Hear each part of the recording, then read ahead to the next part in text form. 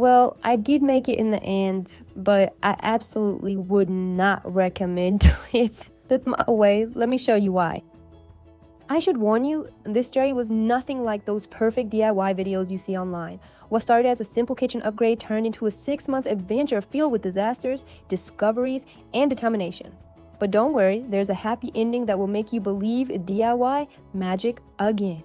It all started with my parents' kitchen wall, a sad, greasy, stain-covered surface begging for a makeover. Like any modern DIY enthusiast, I delved into YouTube tutorials and Pinterest inspiration boards, thinking how hard could it be to create something spectacular? Oh, sweet summer child. It all started with a simple silicone sealant that needed removing. Easy, right?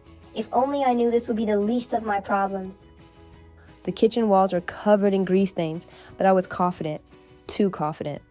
After cleaning off the sealant, which now seems like child's play, I carefully protected the cabinets with masking tape. Then, following my dad and husband's advice, since I had never plastered walls before, I made small cross-shaped cuts in the wall. Looking back, I was like a teenager trying to perform surgery. This was my first time working with plaster. Never done stone effect before, never done any plastering at all. Then I covered everything with deep primer. Now here comes the fun part, or what should have been fun. The plan was simple: mix color into the putty, create a beautiful pattern with a sponge, and let your creativity flow. Sounds like those satisfying DIY videos, doesn't it? Well, reality had other plans. Everything went wrong in the most spectacular way. Maybe it was the old putty from my dad's garage, or perhaps it was the questionable color pigment I bought from a village store. But here's the valuable lesson I learned the hard way. Always use fresh acrylic putty and compatible color pigments. And if you want your design to actually stay on the wall, unlike mine that looked like melting ice cream, add some PVA glue or plasticizer to the mix. Now, if you're lucky enough to have quality materials that behave properly, your color doesn't smear, and plaster doesn't crumble, you're in for a smooth sailing. Your next step would simply be applying a thin layer of white plaster over your design. But my journey took a more interesting turn. I had to completely scrape off my entire design. Yes, all of it before I could even think about applying new plaster. And just about my troubles were over, another challenge emerged. You could clearly see one section was pristinely white, while another had this annoying yellowish gray tinge. Unsightly color variation appeared on the wall. These were the battle scars from years of kitchen use. Splashes, spills, and all those cooking adventures left their mark. A thin layer of plaster? That wasn't gonna cut it. I needed to go thick, really thick, to cover those stubborn stains. But here's where it gets tricky. I had to recreate the entire pattern again, this time using a different technique.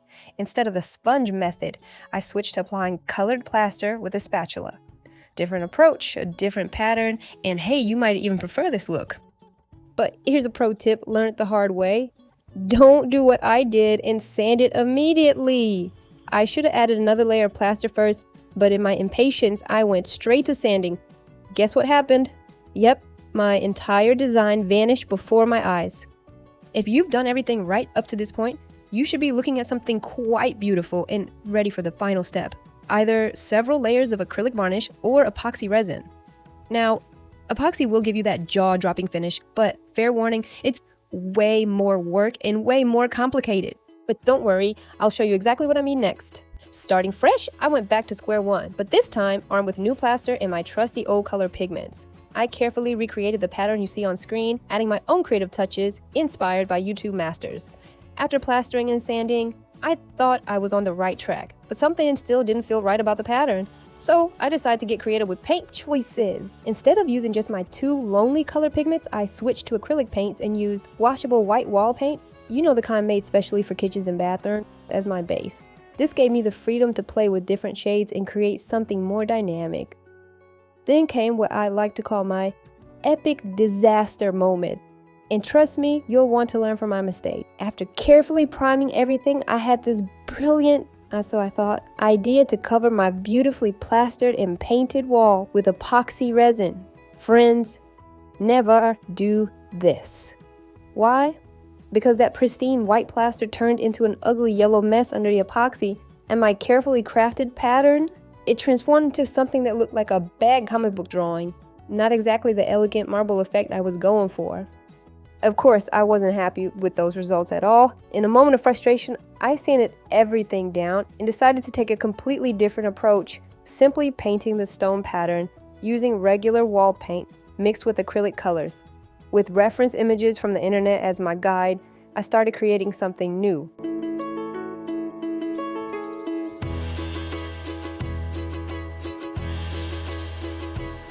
The final result was, well, not exactly marble, but definitely stone-like. It harmoniously matched the kitchen cabinets, and I was actually quite pleased with how it turned out. Though I'll admit, next time I'll use a simpler marble imitation technique. Stay tuned to my channel for that one. But here comes the crown jewel of my DIY disasters, a mistake that took 6 months to fix. Picture this. I carefully sanded the wall with 240 grit sandpaper, applied a thin layer of epoxy resin, and that evening it looked absolutely stunning. I went to bed feeling like a DIY goddess, only to wake up and find my beautiful butterfly had turned back into a caterpillar. Every single flaw in my wall suddenly became visible, dents, scratches, and holes I never knew existed. If you're working with epoxy resin, the surface preparation is everything.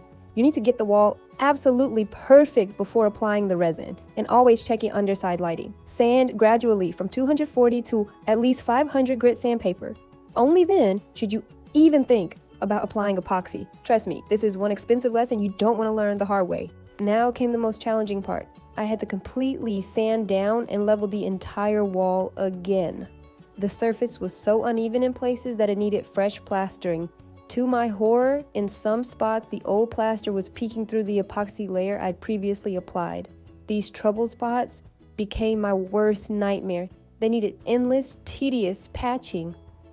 You see, epoxy is tough as nails, while plaster is as soft as butter in comparison. Every time I sanded, the plaster would wear away quickly, creating new dips and hollows. I tried everything to fix these stubborn little caves. Plaster mixed with PVA glue, acrylic paint, even experimenting with plaster epoxy combinations. Finally, after countless failed attempts, I discovered the only solution: applying multiple layers of epoxy until each cavity became level with the surface. Sounds simple, right? Well, here's the catch. Each layer of epoxy needs a full 24 hours to dry, and with these pesky dips scattered across the entire wall, well, let's just say I had plenty of time to practice patience. You know what they say, persistence always pays off. After months of trial and error, I finally reached the moment of truth, the epoxy coating stage. I'll admit, I was a bit naive thinking the epoxy would magically settle into a perfect, smooth surface on a vertical wall. Spoiler alert, it doesn't work that way. Here's the golden rule I learned the hard way. Always apply at least 3 layers of epoxy resin. But here's the crucial part. Between each layer, you need to sand with 500 grit sandpaper. This creates proper adhesion between layers. Kind of like building a strong friendship, it needs the right connection. I only managed 2 layers because, honestly, I used up all my epoxy during my many learning experiences with wall leveling. While it's not quite perfect, the results still surprise me. Even in broad daylight, the wall looks impressively smooth and clean. Sometimes good enough is actually good enough. Now comes the fun part, polishing. While I was a complete novice, this stage turned out to be surprisingly manageable. Let me share my hard-earned secrets of achieving that professional-looking finish. First things first, and this is absolutely crucial, you need to sand the wall up to 2,000 grit sandpaper. We're taking it step by step, starting from 500 grit. Think of it as climbing a ladder to perfection. Each step matters. The smoother your surface, the more magnificent your final polish will be. I'll be honest, working around kitchen cabinets was like playing Twister with power tools. Some corners were nearly impossible to reach, leaving a few battle scars, scratches, and matte spots. Water is your best friend during sanding. Keep spraying and keeping it wet. The more water, the better your results.